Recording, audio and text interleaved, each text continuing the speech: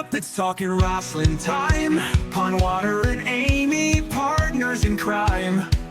Dropping facts with laughs and trivia too. Pro wrestling tales coming straight to you. Stories wild and questions quick. Amy and Dave with the perfect kick. Tune in every week, don't miss the ride. Rasslin knowledge served with pride. Talking wrestling, it's a wild ride. Dave and Amy kicking ass on the wild side. Hello, and welcome to Talking Wrestling with Pondwater and Amy. I'm Pondwater, and unfortunately, Amy fell ill and could not be with us for this episode. We went live last night. This, as I record this, our episode went live, and we were plagued with technical difficulties out the gate.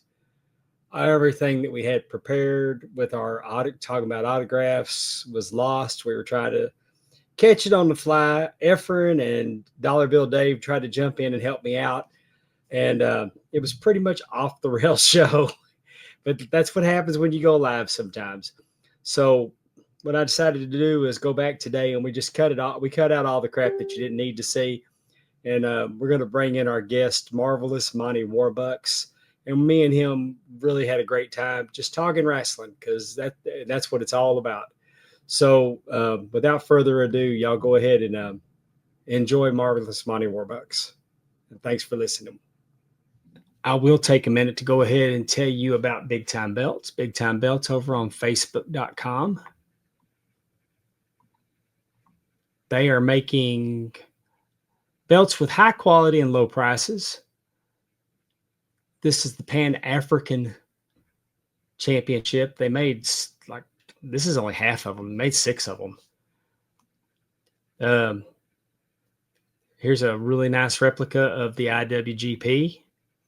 The Battle Zone Championship, Heavyweight Championship went to Big Time Belts, and this may be one of the absolute best belts he's ever made with all the stacked plates. His CNC work is second to none. This was a fun belt because it didn't have your traditional gold or nickel plating. It was copper. The copper really, really hit, and I was a fan of this one. He did a world-class belt. You could get a world-class belt. This fella had a Baltimore Orioles belt made, took it to the game with him, living his best life. Thanks to Big Time Belts. Last year, they sponsored the Ram Network's Fantasy Football League, where Timmy C won and rapidly gave the belt away to a child in a wheelchair. So kind of surprised us that Tim had that big of a heart. You can get all different styles of belts for your fantasy football league. People like winning belts. I know I do. You win that fantasy football league, you throw it over your shoulder, makes you feel like a badass. Big Time Belts, Facebook.com. High quality, low prices, and thank them for sponsoring our pod. All right. Here he comes to save the day. My guest at this time has been wrestling for over 2 decades. Forever. Welcome to Talking Wrestling, Marvelous Monty Warbucks. Well, I knew I was going to be on here with the man, the top guy, so I had to break out the Von Erich shirt, and I figured, in honor of you, I appreciate that. I like that shirt. I need one of those. Yeah, man. I came across it online, and I got that in a Freebird shirt. And kids look at me today, and who are the Freebirds, and I just walk away. They're your homework for tonight. Go Google them. It's not even worth the conversation. How you doing, man? Thanks for joining us. Doing fantastic. Yeah, we're we're getting ready for football season. So I'm a football coach here in South Mississippi, so we're in the process of getting ready for our season. We play our jamboree this Friday at 2:00 at Jones Community College, and then on Saturday we go to West Jones for the SWA, and busy weekend. My daughter's got her first actual volleyball games this weekend. It's for Southwest Mississippi Community College. So, the life and day of a wrestler / football coach / dad. So Well, take me, but I know that you've been around, what now, 23 I broke in the years? summer of '99. Wow. So yeah, I tell people it's crazy because I wrestled in the '90s, the 2000s, the 2010s, and the 2020s. So it's 4 decades, and I'm not that old. Well, what got you into it? How'd you get started? Well, I mean, for me, wrestling goes back to being a little kid. I was very blessed to grow up in Baton Rouge, and we were in the early '80s. We were the onset of cable. We were lucky to have it, and of course, we had Mid-South. My grandpa next door had the big old crank-up satellite dish in the backyard, so we could get Dallas on Friday night. And then we had TBS and USA Network. And then later on, AWA on ESPN. So we got to watch it all. And my grandfather, he loved wrestling. And, we would get Mid-South would come on at 11, and then WWE or WWF would come on at 11:30 on USA. And he would not change the channel to USA Network until the real wrestling went off TV. Yeah, that would have been my move too. Yeah, and because he would tell me all the time, he goes, "There's no way that Hulk Hogan guy could beat Steve Dr. Death Williams. There's no way in a fight." I said, I agree with you. I'm 5, but whatever you say. So fast forward to become an athlete and always enamored with professional wrestling. I remember being a kid and we had friends that worked at Centralplex at Baton Rouge and getting to walk in the building and seeing the ring because back in those days, if you were territory, the ring stayed in the building. And the posts were sitting in the corner, and I was fixated. Like I couldn't look at. We were there for a concert. I didn't care about the concert. I just stared at those posts because I knew what was going on in that. And so fast forward, played football at Southwest Mississippi Community College, went to Southern Miss, got through playing football, and always wanted to be a wrestler. Where they had a show called Mid-South Showcase, which was John Saxon and his group was coming through, and they had a show at the Hattiesburg National Guard Armory. So I go to the show. After the show, I talk to Saxon. He blows me off. If you know Mark, great guy, but that's just Mark. Yeah. And kid, come back, whatever. So anyway, about a month later, they had a show at the multi-purpose building in Hattiesburg, which was a multi-1,000-seat arena. And I went to the show, and it was a good show. Not a great show, but it was a good show. And when the show was over, tried to stay backstage, meet somebody, couldn't do it. Got on the phone and called the building every single day for a month until finally they gave me the name of the promoter. It was a guy named Jason Temple. I called him on the phone. I said, "Hey, look, I'm a college football player, big guy, want to be a pro wrestler." He said, "Well, if you've got $500 in time, I'll meet you Saturday," which I think to him it was a way to just get $500. Yeah. Get there, tear my meniscus, 10 minutes in the ring, first day. Finish the training, go to the doctor, come back the next day with my leg in a straight brace and all that, put it in socket. It's like, I'm not stopping. To me, I attacked it like football. So 6 months of training, and then all of a sudden, the Pedal Fairgrounds, 1999, July, 187,000 degrees outside. Had my first match for the NAWF in Hattiesburg, Mississippi. It's where I met Calvin Rose, who's kind of been my tag partner and running buddy for the last 26-7 years. Also the matchmaker for SWA. So started there, worked the locals in Mississippi with UWF and a few other local companies, and then I was very blessed to get booked to go work for UCW in Mobile, Alabama with Awesome Al Savage. They had TV. It was a big deal at the time, and to be on TV in 2001, that was a big deal for an indie promotion because there really wasn't. I mean, ECW in the Northeast, but in the South, there wasn't anything. Just a handful. I mean, yeah. PCW, where I got my start, they had a show on one of the UHF channels. Yeah, and we were on broadcast TV. I mean, we were on the NBC affiliate, so it was a big deal. And me and Calvin were working there with the tag champs. We got to work in front of Paul Bearer, and funny story. My very first match there, I'm wrestling Awesome Al Savage, who's the matchmaker, and he's the top guy. I got my PhD in wrestling working with him. But my first match, I'm wrestling him. We go a 15-minute time limit draw, and Paul Bearer's in the front row, and he grabs the microphone and he says, "Who wants to see 5 more minutes?" And I'm hoping nobody, because I am gassed to the gills, right? And just blown up. And of course, oh yeah, and he's like, indeed, do it. Well, he proceeds to do that 4 more times. So what was supposed to be 15 minutes ends up going 35. And I don't know, I can't remember who won. I know I didn't die of a heart attack. I survived. But then from there, I went to go work for the PWA for Bobby Dahl, who was actually in the BSK in Memphis. He helped train a lot of guys in Memphis for Power Pro. Kurt Angle, the Samoans, all those guys got together with them. And through all that, I met the Armstrongs, which, I got my PhD working for Al Savage. But if I looked at somebody as a father figure in the business who was like the teacher, it was Bullet Bob. So, I got to work with Bob a lot. There's something about those Armstrong boys, just being around them, you can pick stuff up off all of them. If you can't learn being around Bullet, Steve, Scott, Brian, I got to work. The only Armstrong I never got to wrestle was Brad, which growing up in Mid-South was my guy because, I watched him beat Ernie Ladd for the North American heavyweight title when I was 4 years old. Vividly remember it watching it. And so he had passed away. But fast forward that, and the first 2 Brad Armstrong Memorial shows in Milton, Florida, I got to be in the main event. And I got to wrestle Davey Rich, Scott, Steve, Bullet. And then, all of a sudden in the middle of the match, you didn't know. And here comes Road Dogg. And, craziness happens. And after the show, my daughter goes and takes a picture with him and tells him that he's her favorite wrestler, which is always great for dad. When, your child tells somebody else that, and of course, they're such good dudes, man. Like, any questions? Even when Bullet got sick, you could call him and he'd talk to you.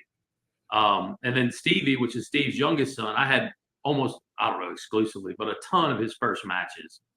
And, and Steve telling me, hey, look, man, he's my son. So help him, and I'm thinking I'm helping teach this kid. His last name is Armstrong. There's something not right. But, and then just after that, you just bang around and you work all over where you can. And, you just learn, and even to this day, 26, 27 years in, I learn all the time. And like you, growing up, I was into the magazines. I was into everything I could find. I remember going to the video store in Baton Rouge and walking in. Back then, the video store in 1984 probably didn't have 100 movies, but one of them was a TBS release, a Turner Home Video of something that Crockett, I can't remember what it was, and it was in a Puerto Rico VHS. And it had, Bruiser Brody on it and Abdullah. It might have been 86. Oh, if you could find any wrestling tapes to rent, that was you got them. You hit the jackpot. Didn't matter who was. It didn't matter. You bought them. You rented them. And my dad would get mad because we'd go back to the video store and I'd get the exact. They only had 2, and I'd get them over and over and over and over and over and over. And I was very blessed living in Baton Rouge. The Centralplex Mid-South came every 2 weeks on Tuesday nights, and I got to sit second row pretty much every show, and saw what really got me, my first show, Rock and Roll Express, Midnight Express. I'm probably 8. To this day, and when I talk to Robert, I tell him, and I've had the pleasure of working them as a tag team and Robert a ton of times at Pensacola. And just, you're in the ring and you're looking at him going, man, that's the guy I wanted to be when I was 6 years old. So I've been real blessed, man. Doing great things with the SWA now. I'm biased, but I think we have one of the top independent promotions in the country. We very seldom draw less than 500 people, and we run the same county once or twice a month. And you've been there. Oh yeah, I love working there. Really good shows, and I'd also be remiss if I don't, where I met you was Battle Zone, but when Ego was running at the Hideaway, we were able to do a lot of stuff there, and that was fun too. Well, different but fun. That's where I met you, was at Ego first. Yeah. And I remember when I met you, Ego, and I'm not downing. This could be a good or bad story, Dave. No. I'm not downing Ego. Ego had a mix of guys that were just getting started, correct, with guys that have been doing it for a while. And it was eclectic. And your level of psychology blew me away. Your crowd work, your presence, the way that You actually got over there one time and did live play-by-play, which I hate with the dark purple passion. I do too. But even the dark, even the way that you did live play-by-play didn't really take away from the match. Well, and I hated the live play-by-play because now not only is the referee blind, he's deaf too. So, but the great thing about Ego, if you look at the guys that have come out of there, I mean, Ray Fury was a big time guy, JD Jenkins, O'Shea Edwards, who's worked Ring of Honor, contracted guy, I mean, I want to say one of the main events, and it's crazy because I have the poster in my man cave, which I might talk to you about that too, because I won. I know you're the belt collector of belt collectors. You've got one of my belts that I won, the River City, a Capital City belt from Battlezone. Great belt. But anyway, and I remember looking at the poster and I forgot because he just debuted on WWF. But me and Ray and O'Shea and JD in the main event, and the third match is Jeff Cobb. Yes.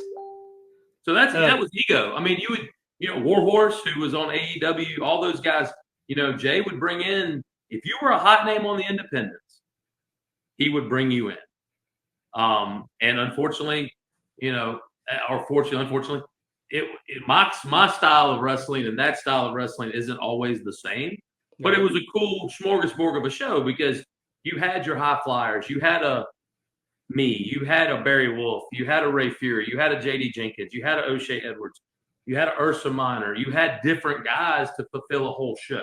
Josh O'Hagan, we had Bam Bam Malone was through. Oh yeah. Fiazzo, the guy, the Italian, he just passed away. We had Fuego. Yes. Multiple. We had and we had Odinson. Yeah, I had Fuego's first 3 of his first 5 matches. And Odinson's doing big stuff in the NWA now. And Fuego, the KJ Orso thing, man, I wish he'd have been doing for 10 years. If I met him, he was being trained by a guy named the Rainbow Warrior in Mobile, Alabama. And he started working. His first couple matches I had with him, and he tagged with the Armstrongs, and I worked against them. And he's not a huge guy now, obviously, but back then he was super thin. And you just knew, though, if he ever hit the weight room and did the right things, he would gain a weight and he'd get there. Well, 8 years later or 9 years later, we're doing a show for Ego in Brandon, Mississippi, and it's me and Chris Phillips and Calvin Rose against, I want to say, Ray, Ted DiBiase Jr. and Fuego, and he had jacked up and he gained his weight and he had matured and he'd been all over the world. And I just saw him at a AWF show. They brought me in for their Legends Rumble, and I use that term loosely because I'm not that, but I was in that Rumble as a special guest, and he was in it also, which was awesome because I hadn't seen him in years, and he had just got off AEW TV, and it was neat because he didn't know anybody else. And when he walks in, the first Warbucks, and I'm like, it's nice to be appreciated by guys that have done some good things, and everything he gets, he deserves because he's worked extremely hard, and he's a good dude, and he studies. Not my style of wrestling, but at his size, he's one of the best at it. And and I'll say the same about Ray Fury. Ray's the same too, man. He's really, really good. And all those guys came through Ego. So it was a great company. And it was a learning experience for me because as an older wrestler, I was in there with 20-year-olds every night. Yeah. So I had to sharpen my skills, and I had to learn how to do new things. And I had to pull out a pitching wedge when I've been used to hitting the 7-iron, So that was great too. So, I mean, and now in my position with SWA as the general manager with our superstars, which is an amazing card, it helps because now I can put all that I've seen and done pour that into them, so we have the best shows possible. And wrestling is, I still to this day think that wrestling is one of the greatest fundraisers. Oh yeah, and y'all do it pretty much better than anybody because I thought it was. I know a couple of years ago at South Jones, there's 850 people there. It was pretty much a sellout. And y'all didn't bring anybody in from the outside, nobody off of television. Y'all went with your roster and drew that house. Well, we've never drew below 700 at South, and we did Northeast, and I don't think you were on that show, but you were at the South show in the War Games. Right. We drew over 800 there, and I was picking with a guy who's a huge AEW fan, and I told him, I said, it's crazy that in the town of Cincinnati, AEW drew 1,300 people in a 1,500-seat arena, which is a market of, there's more population in Cincinnati than there is in the whole state of Mississippi. Right. We drew 800 people in a place that's not even a town. I'm not saying that, our saturation of the product is what we want, but I mean, we go to a place like, let's say, Myrick, Mississippi, or Moselle, which is actually not a town. It's just an incorporated little area. It has a school. And we'll go there and we'll draw 500 people because we put out really good family-friendly shows. And we've got really good talent. The show we've got coming up this Saturday at West Jones, I think you're on. You're going to be there, right? I will be there. Man, well, my daughter won't, so it won't be any king cakes. Oh, I know, right? But it's going to be an amazing jam-packed show. I mean, the first, you got the Hillbilly Funk tag team of the legendary Pharaoh Funk, who is an amazing. Everybody says he's just an entertainer. The dude can wrestle. He's. I had his first match too, by the way, but he's been in the business 24 and a half, 5 years. Yeah, I've noticed that you and Calvin, when I was doing my research, Calvin, and Pharaoh were intertwined. His family. Yeah, man. His family actually owned the original Battle. Well, they still own it, but the original NWA Battle Zone, which, in that area in Mississippi, to be able to work for an NWA territory was a big deal. And it's still a big deal. I mean, I don't care.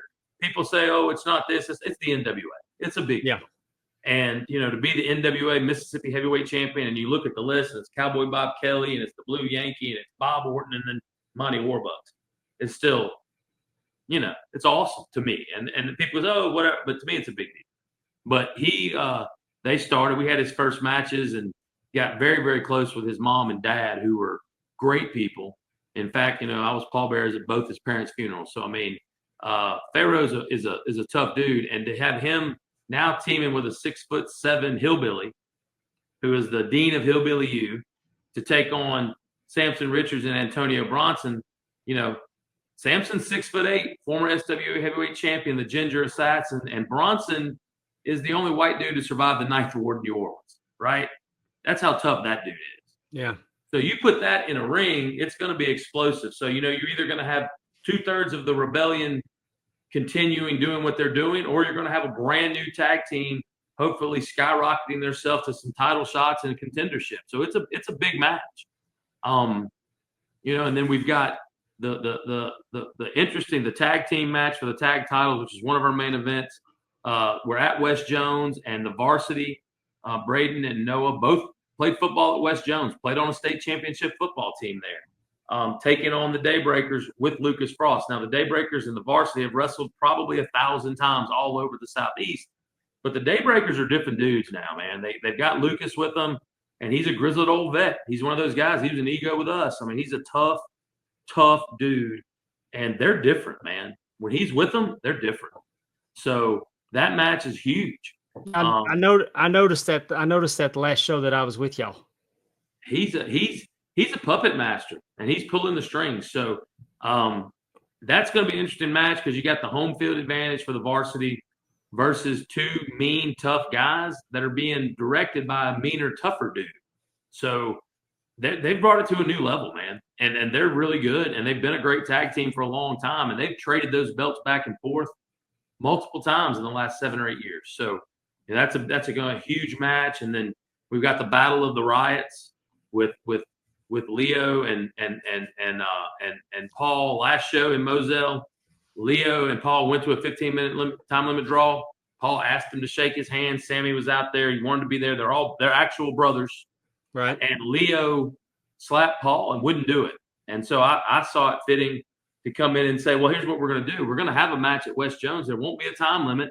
And to make sure it's unbiased and it's fair, Sammy, you're going to be the guest referee. They're your brothers. How many times have they fought at your house and you've had to referee it? Well, it's going to happen at West. And, the Riots, they're different than most of the other wrestlers we have. They're a little more high flyer. They're a little more flashy. Most of our guys are old school Southern ground and pound guys. But this match will be explosive. It's going to be awesome to watch. And you got two brothers that want to kill each other, and you got another brother that's in there as the referee. So, something's going to shake out. I just know the fans are what's going to win in that. Paul's turned out to be the ground and pound guy of the three. Yes, but don't let it fool you. Paul can move. I've seen it. Paul can still fly, man. I've seen it, and he, it goes back to the old thing of the older brother. He taught you some of the tricks, but did he teach you all of them? And it's intriguing because our fans at first really didn't know how to take the riots because they're not used to that type of wrestling.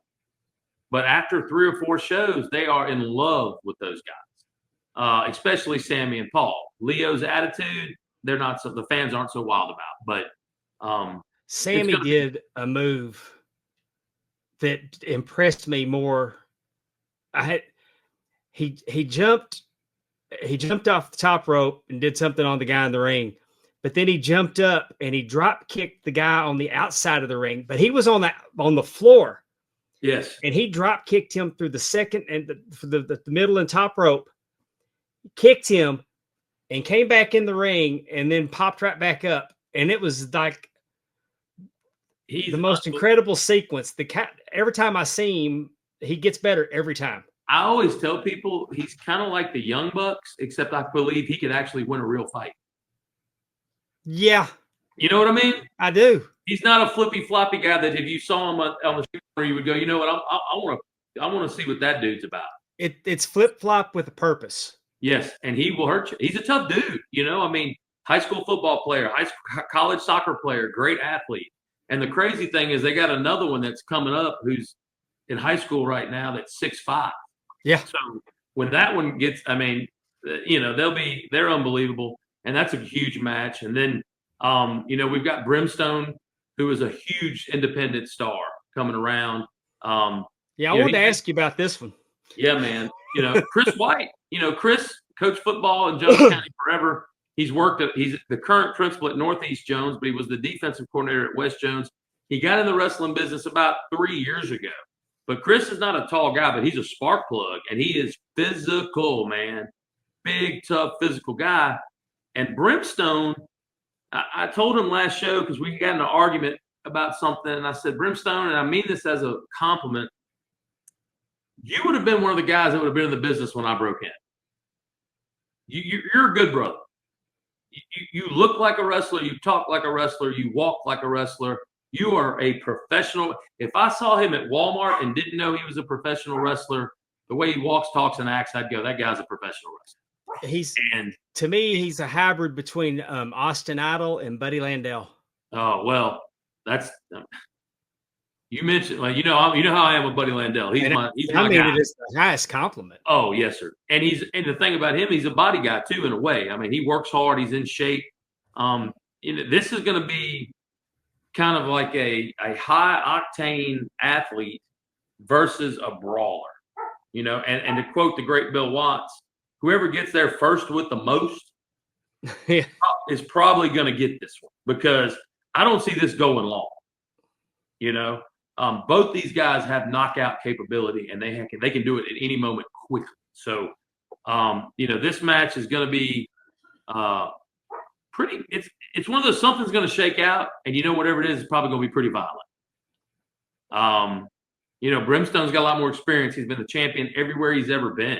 Oh, I've seen him go toe to toe with Angel Camacho. Yes, and we all know how big Camacho's a big physical dude, man. But Chris, there's just something about that guy that never gives up and is willing to fight a grizzly bear without a gun, Yeah. And that's him. So I know this. I don't know who's going to win, but I know somebody's going to be leaving a little bit less than they were before they got there. And that's, and then you got Ryan Hodge, one-on-one with Barry Wolf, the greatest. You were there for the kick heard around Jones County. That war game, I've known Ryan Hodge. We broke into the wrestling business together. His dad was a promoter. Hodge has been in the wrestling business his entire life, okay? And I got very aggravated because all he had to do if he wanted the match was to ask. He's qualified to be in a heavyweight championship match. He got one. But, after I talked to him, it was heated, and then we calmed down. And he said, Monty, everybody loves Barry now, and they make all this stuff how great he is. He said, but do you remember? And he starts going after date after date after date after date after date, where Barry did something to him or me or Calvin or somebody. And he goes, and now we're going to trust this guy? He said, the fans may like him, but I don't have to like him. And so, the kick heard around the world at War Games. And then this past Saturday, Brimstone and Barry, which could main event any independent show in the country. And it's got into deep water. They're 20 minutes in. The ref gets, unfortunately, knocked out of the ring. And Ryan comes in and super kicks Barry. Well, at the time, Brimstone thinks it's great.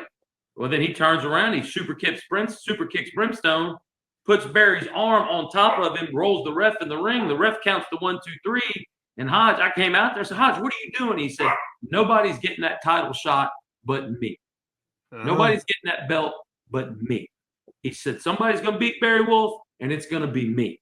He said, we've wrestled 8 times for the belt, and every single time I've got cheated or he stole or he did something. And at West Jones, where he is currently the principal, he works there, it's not going to happen.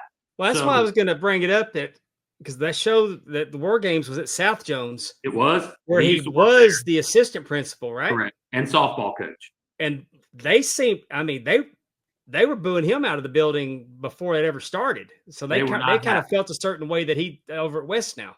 Yes. And the thing is, Ryan, and we're friends.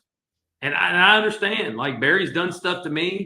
He's done stuff to Calvin. I mean, he beat Calvin and cost him his career for over a year. And, that's Barry. That's what he does.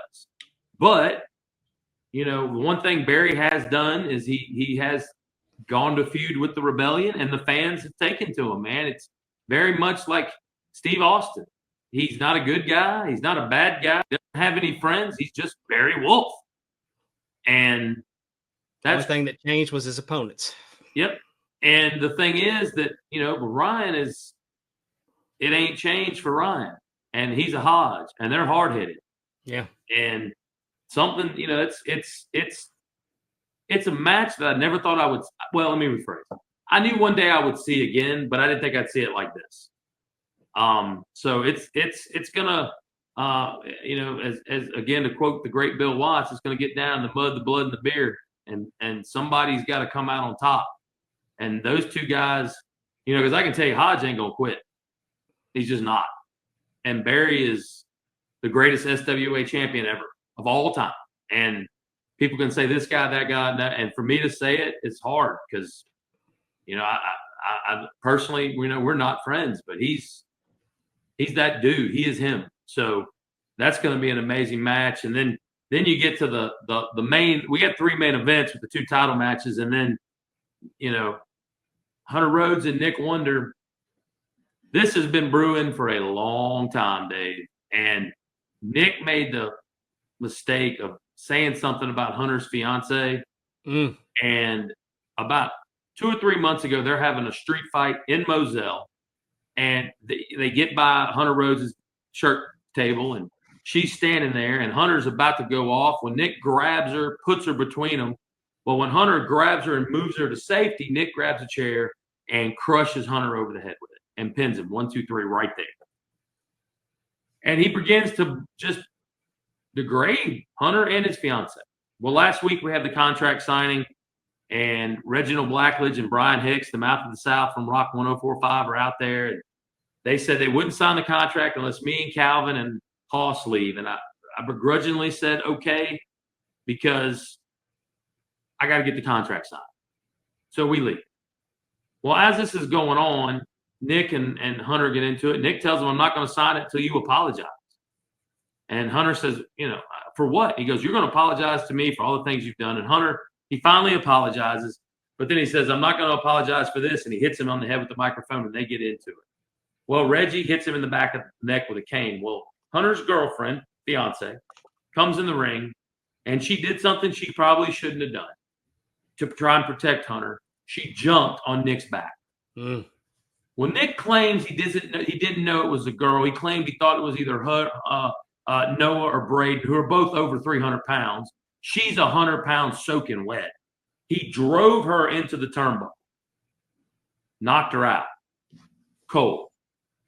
We get there. Hoss gets there. We're checking on her. We get her up. We get her to the car. We get her to South Central Medical Center in Laurel.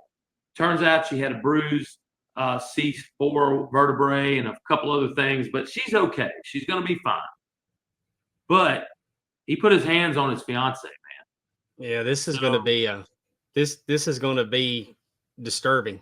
Yes, and it's a last man standing. We've never had one of those, and when I was trying to come up with what match that would fit two guys that want to kill each other, and I had happened to be watching an old Jim Crockett show, and it was a last man standing match.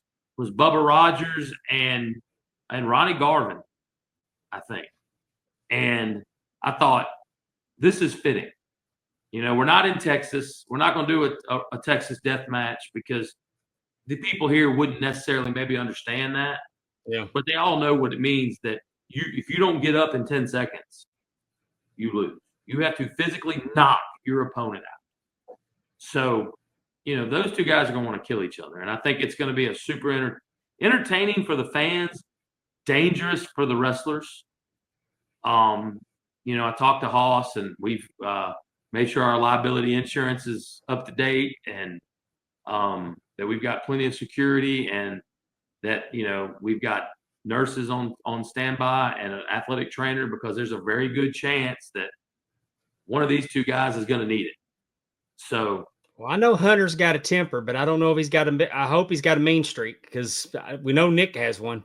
Yeah, and here's the thing. I mean, we all have a woman we love, right? I'm married to the greatest woman on the planet, in my estimation, and I think, you know, you would say the same thing for your lady, right? I do. What would you do if another man put his hands on her? We'd still be going. Right? And so, you know, I told Hunter, I said, Hunter, this is it. This is it. There's not going to be another one. If he beats you, I'm sorry. This is it. This can't continue. We can't have shows. We can't have a promotion with two guys that are literally trying to kill each other. So, you know, the benefactor of the whole deal is going to be the people at West Jones. But as the general manager and Calvin as the matchmaker, it's a lot. It's a lot of nerves, because it's a huge, huge event. And we know going into it that our main event is already unhinged, and we haven't got there yet. So, again, we're super excited. We'll have another huge crowd. It's in Jones County. It's at West Jones. Think they're going to outdraw South? No. I say that. I hope so. You know, I'm the defensive coordinator at South Jones, and that's Notice y'all had to tell the fans to calm down this week. They were getting a little carried away. Yes. It's getting carried away football season's fixing to start, and our first game is against Northeast Jones, and our third game is against West Jones. So all the county people are talking garbage about football. And in this case, everybody knows Hunter, right? Right. And even if you don't know Hunter, but you kept abreast of what's going on, everybody's got a girlfriend or a wife or your child that you love more than anything in the world. And if somebody did physical harm to that person, what would you do? Well, we're going to find out Saturday night. And, you know, I told Hunter, you're usually a fun-loving guy. I know you're double tough. I said, but this is it. There's not going to be another one. Yeah, So that's why I questions. He doesn't have a mean streak. He hasn't, but he better find one, because here's the thing with Nick. For a long time, Nick was shaking hands and kissing babies, but when he embraced his true self, he's a miserable human being. And he has shown in the last year and a half that he's not a good guy. And maybe pulling the curtain back a little bit, I noticed at War Games, it's like you had this part of the locker room, and then he was away from everybody.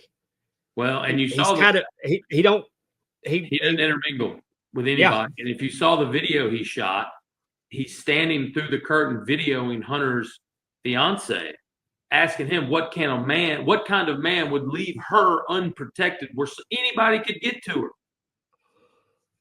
And I'm thinking, man, and he sent it to us, and he's like, put it on the SWA page. I said, no, we're not about that, Nick. If you want to be a creep and a terrible person, then you go do that. But we're not endorsing that. I'm not putting that on our page. And then Hunter begged to put it on the page because he wanted people, a large group of people, to see who Nick really is. So eventually it got there after about 6 months of me fighting it because I didn't know what the legality would be. I didn't know what her people would do. I didn't know if, even though Hunter's dad is the owner of the company, what his view on it was. But finally, we figured people need to know the kind of person Nick is. So it aired. But, you've got 6 huge matches. You've got a triple main event that would headline anywhere in the Southeast. You've got a great venue to watch it at at West Jones's gym. You can go to SWA Promotions and get tickets now. Ringside, if not sold out, is pretty close to sold out. I know we were at over 200 and something ringside already sold. So, it's going to be a huge night, man. And the best thing is I know we'll have the best referee in America there because Super Dave will be there. I appreciate you saying that. I anytime I get SWA on my calendar, it about half hurts my feelings when y'all do a show and I'm not there. Well, we love having you because y'all. We talked about this on a couple episodes ago about the independent scene. That 15 years ago, the good shows were few and far between. Yeah. And now you got quality shows everywhere, all over the Gulf Coast through to Florida, Alabama, Tennessee, Louisiana, Texas. It's like the business started policing itself. Yes. And you're getting good quality events. I don't mean to use the word show. I like to call them events. Well, they're fights. And I preach that to me when you believe it, the believability's there, nothing's better. And between SWA and DIW and Lost Art, they're shows that are everybody's killing it right now. Right. And I'll say this. You grew up in Texas, and I got some. Before we get through this, we got to have a Von Erich's discussion because I've been down the Von Erich rabbit hole the last year, really, truthfully. But when you would watch World Class, right? And I grew up mostly Mid-South, but I got World Class and everything else. You could watch other wrestling companies, but when you'd watch that, you'd go, I don't know what they're doing in WWF, but the Freebirds and the Von Erichs, that's what it's about. You know what I mean? When Skandar, I did my first show with Skandar Akbar when I was 27 years old. He talked to me, and I was still scared. I told him when I did a show for him one time that I'm glad you can't remember individuals that the stuff that we yelled at you back in the day. That guy, the general, man, Devastation Incorporated.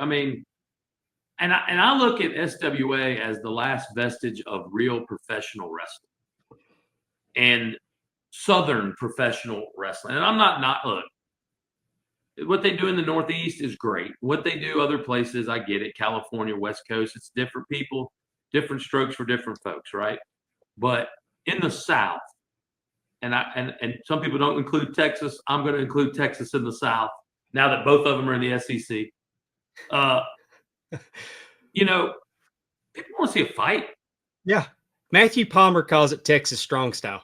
Correct. And I agree. And I think if you watch old Mississippi, the Bob Kelly era, Gulf South wrestling, old school Gulf Coast wrestling out of Mobile and Mississippi, that's what they wanted to see, man. Bob Kelly was not a wrestler. He was a fighter.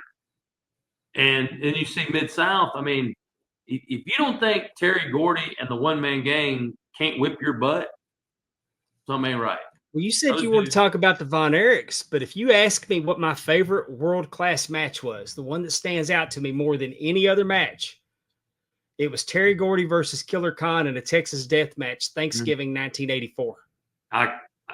I'm looking it up when I get off. It was at Reunion Arena, and Kerry Von Erich was a special referee. Star Wars was a Star Wars. It was a Star Wars, Thanksgiving Star Wars. Man, that was the most violent. And I saw Gordy and Killer Khan at the Sportatorium untelevised on a special Sunday show at the Sportatorium, and it was the same way. And when Gordy was wearing him out with a chair, it wasn't one of those metal folding chairs. It was one of the wood chairs that, I mean, it was crazy.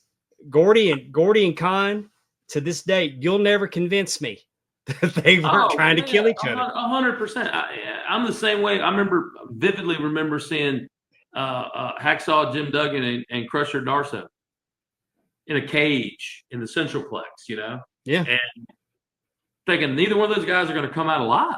I'm not worried about winning a match. Like, I'm 6 years old. They're going to die, you know? And then Jake Roberts and Humongous in the cage, where Jake Roberts DDTs Humongous. He sits up, but when he DDTs him on the chair, you don't get up. Yeah. And just the believability. You know, everybody talks about the Von Erichs, and I'm in. You know what I mean? They're world class, probably my second favorite territory of all time, besides Mid-South. Yeah, we got a lot. It's hard to beat world class in 1983. Oh, of course. And I grew up Mid-South, so Rock and Roll Express, Midnight Express, Fantastics, which I always say the Fantastics get shortchanged because they always followed the Rock and Roll Express. Yeah. Fantastics on their own are amazing. They're as good as the Rock and Roll Express, but once you've seen the Rock and Roll Express, how do you – well, see, in Texas, you didn't see the Rock and Roll. You got the Fantastics with the Midnight. Right.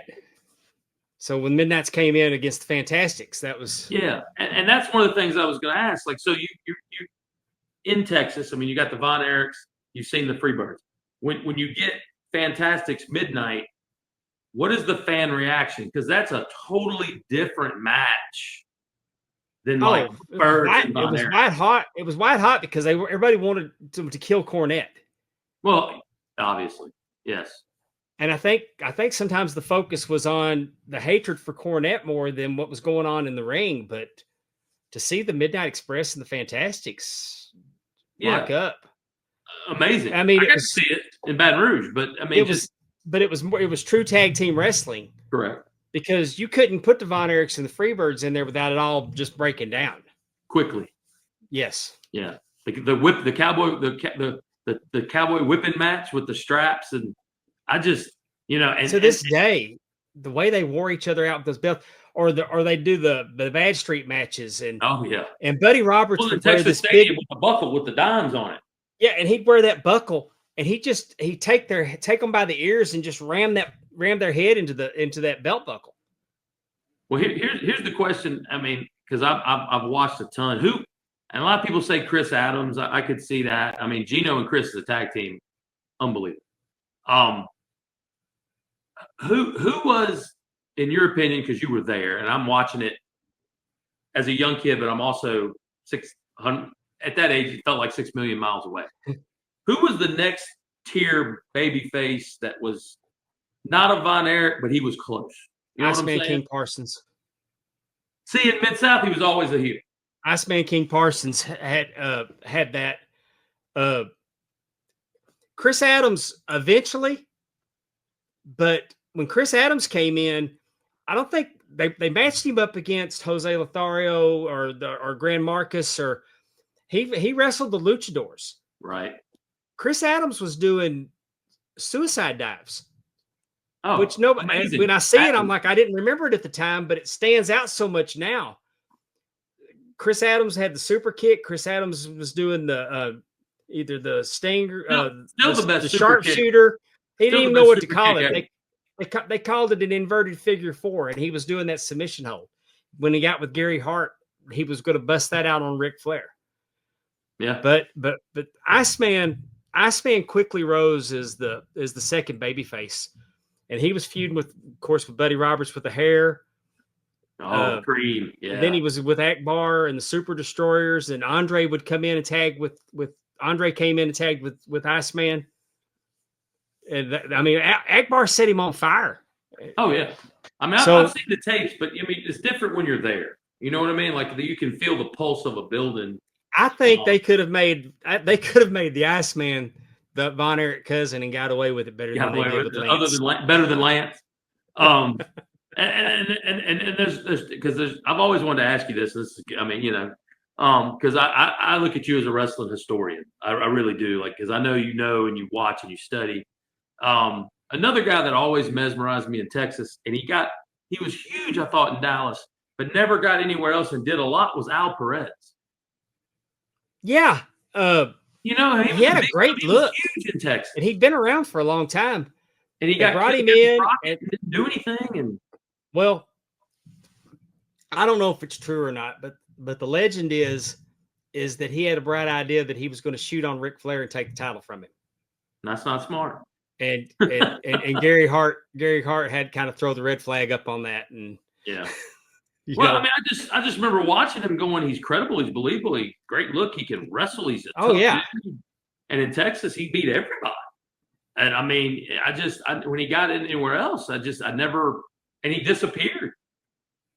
You know, I mean, after Crockett, and then when he went to Crockett, they wanted him to be the Black Scorpion, and I think he said, he refused to do that. Yeah, and he looks like he could be Seth Rollins' daddy. I know, and I mean but he was great. I mean, you watch him in Texas, and it's like this guy's the next big. Not that if you're big in Texas, you're big everywhere. They had TV all over the world, but he stood out, and he looked more like a babyface. 100%. And I don't know that he really ever did anything heinous as a heel. Mm-hmm. But I just remember watching the show thinking this guy is special, and I mean he never. And I've always wanted to ask you this because, and I got another guy I got to ask you about too. I could talk to you about Dallas all day long. So if you want me to shut up, we could stop. No, we're good. Okay. The two questions, and I got to know. Eric Embry. Okay. I don't know if you ever heard of 5-Star Wrestling, but it was what they tried to replace Mid-South with after they closed. And Jimmy Killshaw was the promoter in Baton Rouge, and he gets together with a couple guys.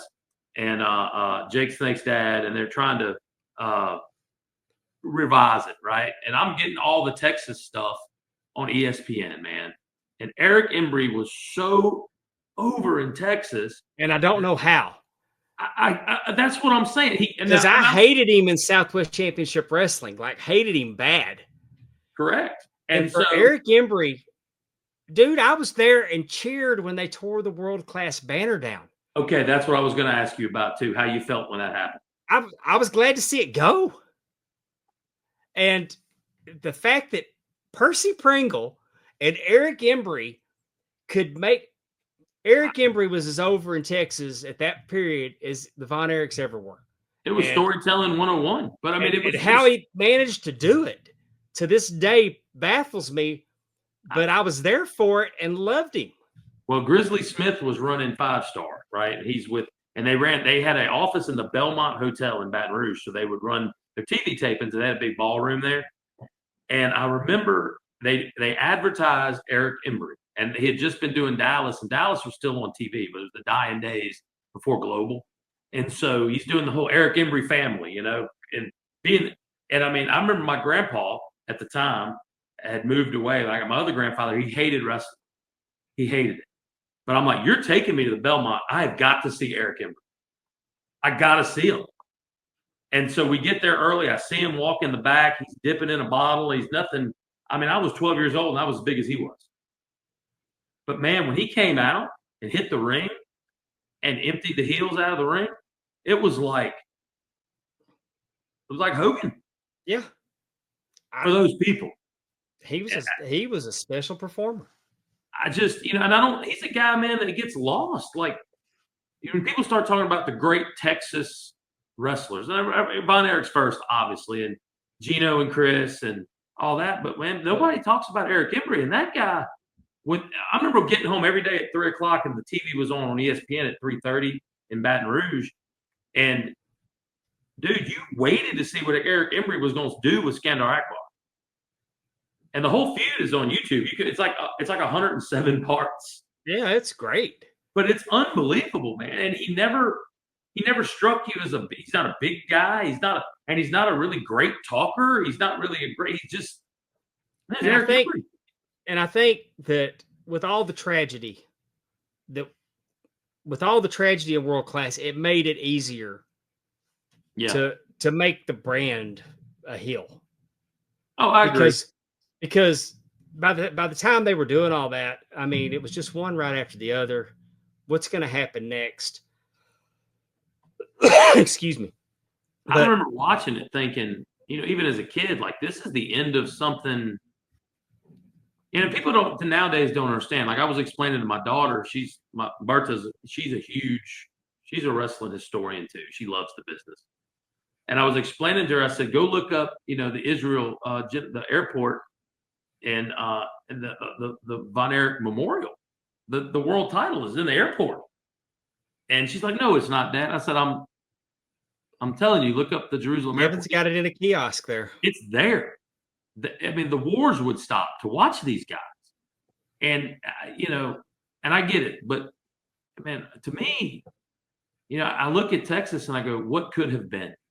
Like, the events may never happen if Fritz just goes on the road and his kids stay. And, and Vince loved them. Well, he brought Kerry in on 1 foot, gave him the IC belt, and pushed him for a year. And when David died, gave him a 10-bell salute on his television. Yeah. And that's another one, though. People don't, Kerry was such a large figure. People don't realize how good David was. Yeah, David. And they don't show a lot of David. Yeah. And he was the guy. In the ring, he was the guy. Heel work in Florida. And then he came home. As a heel. Awesome. Yeah, and when Kerry and Kevin would go down to help him, and you see them trying to be heels, they were horrible. Especially Kerry. Kerry could not be a heel to save his life. Well, he's the best looking dude on the planet. David, you believe David could beat up anybody? He cut a promo on Gary Hart, and I hate that you can find some Fort Worth television where people had recorded and put up. But he grabbed Gary Hart by the throat one night and pushed him up. It was in Will Rogers' Coliseum, which was for rodeo. Before they built the Dickies Arena, that's where they had the World Championship rodeos. Yeah. And he would push him up against a stall, and the way he told him one night, he goes, "You disgust me." And Gary Hart looked scared. David looked like he was going to kill him. Yeah, man. I could talk about Mid-South and Texas. See, what I would like to see is the Junkyard Dog being blinded. And the Michael Hayes. And the dog collar match, just so he could find Hayes in the ring in the Superdome. Yeah. Well, and that's the thing, too. I often, it's what ifs. And, 6 in one hand, half a dozen of the other. But at that moment, where Fritz is dominating the world on TV and Watts gets TBS for that short time. Yeah. If those two ever could just coexist, Vince doesn't happen. Crockett doesn't happen. You got the two strongest TV products with TBS, and then you got the network that Texas had in syndication. And that's what I tell people all the time when people talk. Look, no disrespect to Ron Simmons. Yeah. People say that Ron Simmons is the first African American heavyweight champion. Well, I make an argument that it was Iceman King Parsons. He won it in the Sportatorium. I watched it. But what I'm saying is that show had the same range, if not more, than what WCW had in '92. And it was in more broadcast TV because WCW was mostly cable, and they're syndicating on broadcast television, so more people are watching it. So I make that argument for the Iceman. Yeah. Well, I say this all the time too, because people tell me, wrestling's bigger now than it's ever been. And I said, guys, there are 600,000 people that watch AEW television. I'm not picking on AEW. We'd all love to work there, right? Right. There was 600 people watching Memphis in the Memphis metropolitan area every Saturday in one giant TV market, not to mention in Evansville and Louisville and all the other places they went, Chattanooga, right? Greenville and all those places in Mississippi, Tupelo. There's so many people watching one TV. And then you throw Mid-South, who had a huge syndication network. And not to mention, there was a house show in multiple cities every night in the United States, selling at least 3,500 tickets all over the country. There were 15 shows a night. You can't tell me wrestling's bigger now than it ever was. They might make more money because the tickets cost more. But it's not bigger than it was in 1978 or 1982. We got it every night of the week. Yeah. But you got to streaming is what we're selling. Oh, I know. It's different. But I mean, you think about even in the dying days or before the NWO, the worst days of WCW, they're not running Cincinnati for TV, and there's 1,100 people there. Right. You know, I mean, in Texas, the Sportatorium, even the USWA days, you know, there were times there was a good crowd there. You know, I mean, now Global, that's a whole nother deal. There were some pretty good crowds at Global. Yeah. And if you ask my daughter to this day, she remembers Crybaby Brunkston. Oh, I do. Yeah. That's who she remembers because she was only 4 years old when Global was going on. That's when I was taking her, and it was funny because I was at BIW and Londi came to visit Cassidy, and we were talking about Global, and I just said, I remember going there, because I like the Patriot and my daughter Dale Wilkes. Yeah. And I told my daughter, I said, man, my daughter, she loved the Crybaby. And I didn't know I was talking to him. Yeah. But I mean, well, I mean, too, I mean, that was the first national exposure for Jerry Lynn and the 1-2-3 Kid. Was it Global? And the Handsome Stranger was Buff. Yeah. And Harlem Heat. I mean, all G.I. Bro. Yeah, G.I. Bro. I mean, I remember I didn't got to see Eddie Gilbert, which love Eddie Gilbert, I mean, I just, man, it's you get older and you look back at like your childhood and go, we were lucky. Oh yeah. I was telling people to this day, the kids ask me, because I live in Mississippi, why do you hate the Atlanta Braves so much? And I said, well, they messed up wrestling going on. My God, right, man. I would go to church. We lived across the street from the Catholic church, right? Because if you grow up in South Louisiana, you're either Catholic or a heathen, right? Right. So we're going to church, and our church started at 4. Well, ours was 5:05, not 6:05, because that's Eastern, but we're 5:05 Central. So I would get out of church and sprint home, right? Turn on the TV, waiting for that globe with the music, and you'd hear, World Championship Wrestling has been preempted by Atlanta Braves baseball. And I would throw stuff at the TV. Oh, it's so aggravating. You're there. I had a friend I want to see Dusty Rhodes and Ric Flair and the Rock and Roll Express, and I got to watch this. I had a friend live about 30 minutes from me, and I would drive, and it was before we had cable, and I would go to his house. So I could watch it. And when he got a girlfriend and I couldn't go over and watch it because he wasn't home. Yeah. It pissed me off so bad. I'd get so mad. And that was, the cool thing about growing up too, like for us, looking back at it, and everybody, we got to get Mid-South, then UWF. We got Texas. We got Crockett. And we got AWA when they got to ESPN. So I got to see all of that.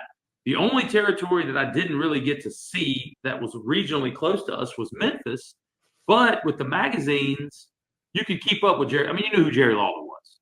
Yeah. Bill Dundee. You know what I mean? And then when they got into Texas with USWA, I was like, man, now I can see the Memphis guys on ESPN, which was every day at 3:30 when I'd get home.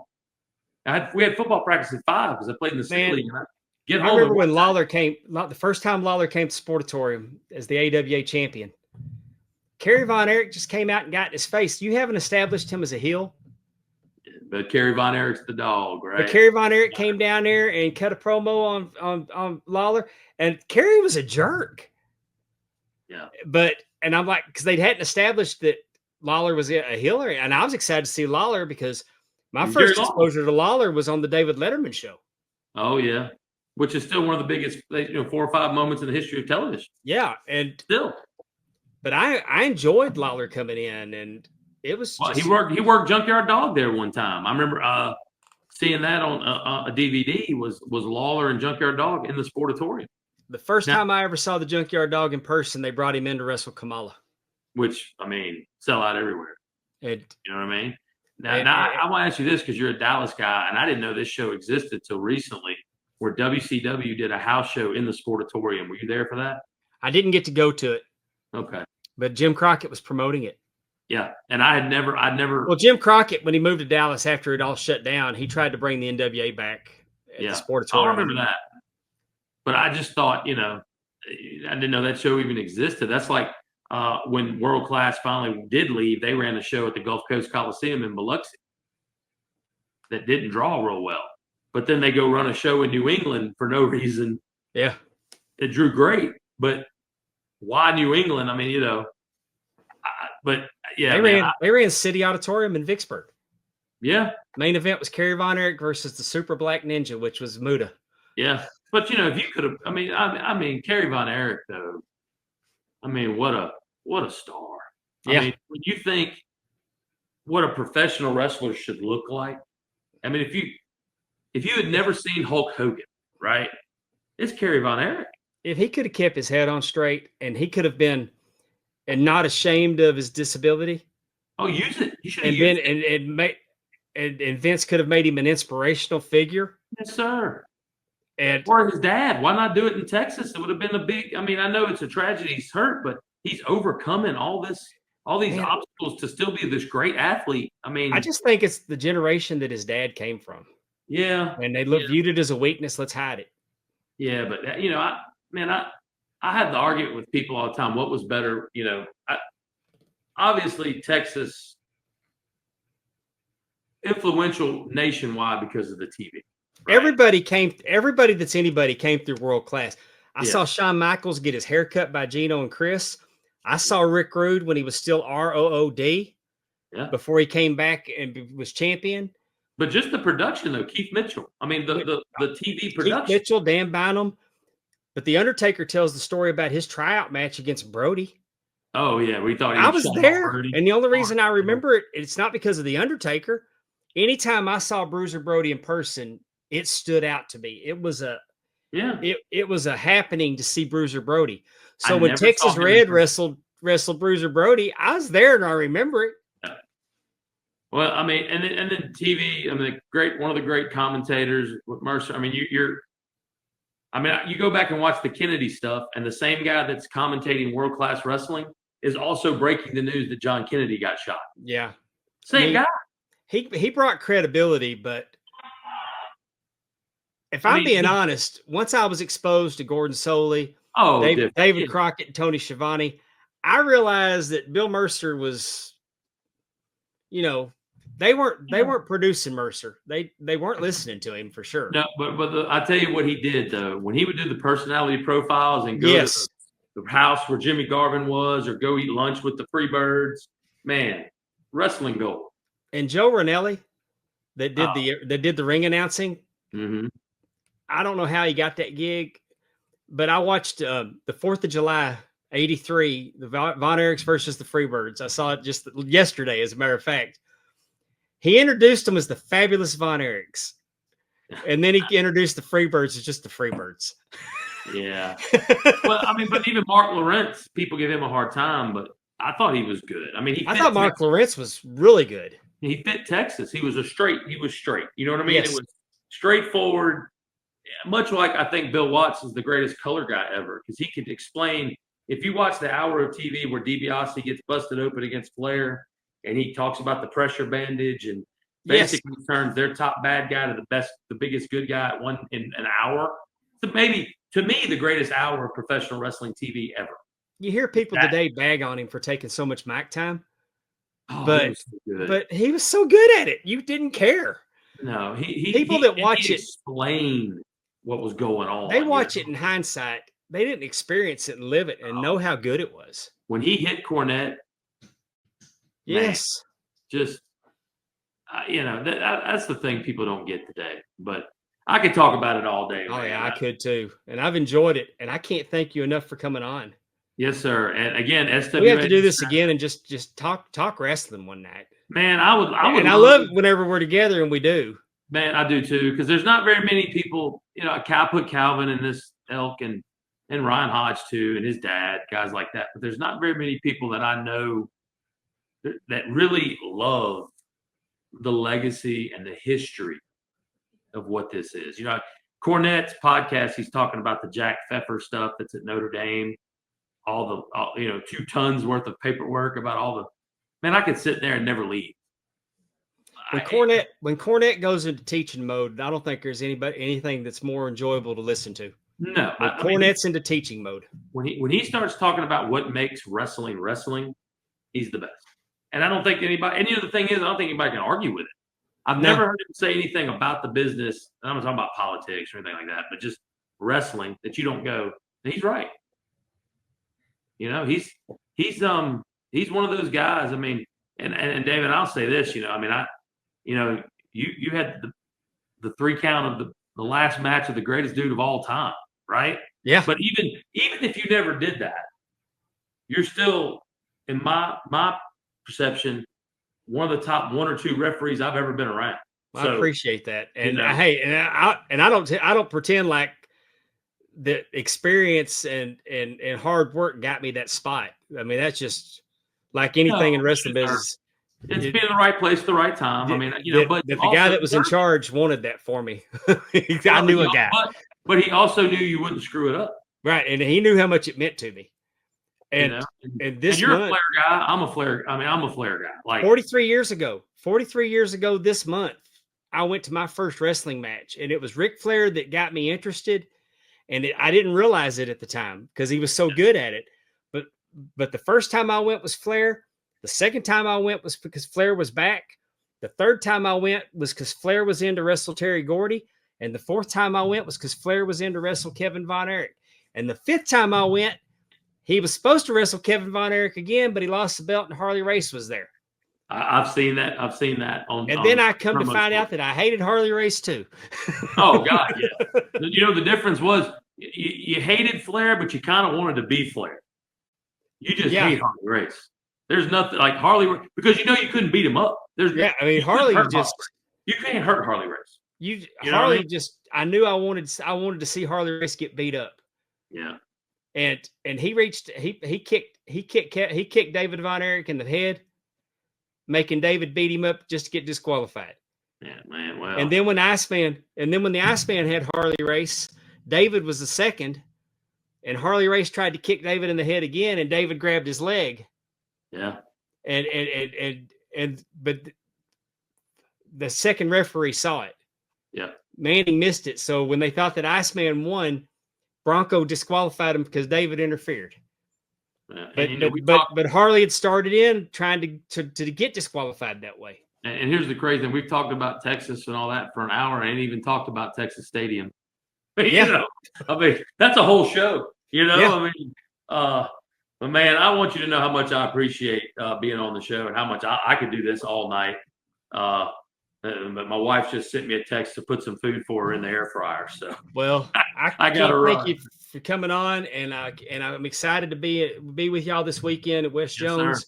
I know it's going to be an incredible show, and it's going to be for a good cause. And thank you. Good luck in the upcoming football season too. Man, we got a chance to be really good. Got a really good defense. I got a quarterback that's really special. And, if we can keep him upright and we can stay healthy on defense. Last year, we won 8 games, and it was the first home playoff game at the school since Moses. So, a lot to build on. Hopefully we can take another step towards hopefully getting to a state championship.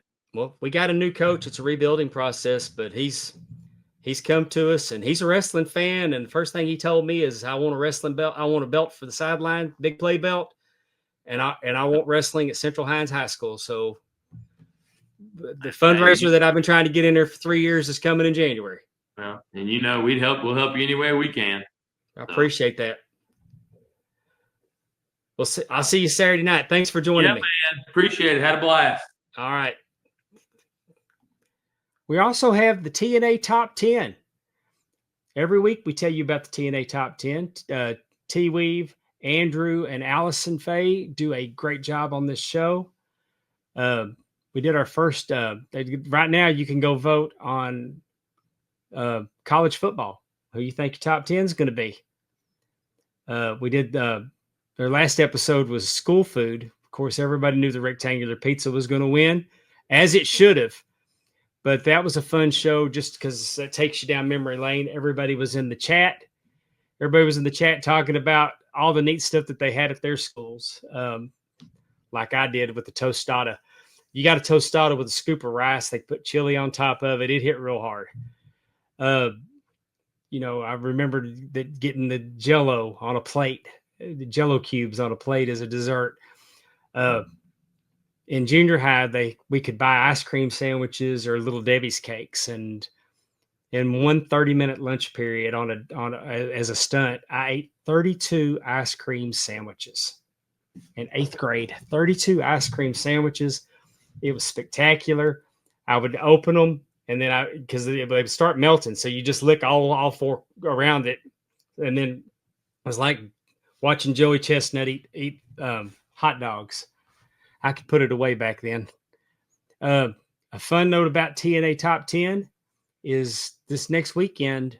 You can see them live right here on Markout Moments. Make sure you subscribe and set that alarm so when it goes live, you'll be notified. We're super, super, super excited to have the TNA Top 10 on the Markout Moments Network. The Brilliant Show with Brandon Turner. You can catch him on Facebook. He goes live often featuring independent wrestling throughout Mississippi and the Gulf Coast. And then over on the DAV Network, we have the Double Dropkick Podcast live every Saturday night. Kevin Davenport. They talk games. They talk the wrestling belts hobby. They have guests occasionally. They do a really good job on the Double Dropkick Podcast. And Spanning the Globe goes live on Thursdays at 7 on Facebook and YouTube. And it's predominantly a belt hobby podcast, but they do occasionally have wrestlers on there. And they had the Dynamite Kid's daughter this past week. And it was a fun show. The question mark with Efren. He's already had David Sahadi and Big Ben Bishop on. This week will be Josh Chernoff. You can catch that on Podcast Heat and ad-free shows. The question mark with our good friend Efren. All right, everybody. Thanks for joining me tonight. I apologize that the rails were off for the first part of the show. We hope Amy's feeling better and will be back with us again next week. I appreciate Dollar Dave jumping in when he did. I appreciate Efren, because this thing came to a crashing halt early, but I think we finished on a strong note. I want to thank my guest, Monty Warbucks, for joining me tonight. Join us again here next week on Talking Wrestling with Pondwater and Amy on the Markout Moments Network. Good night.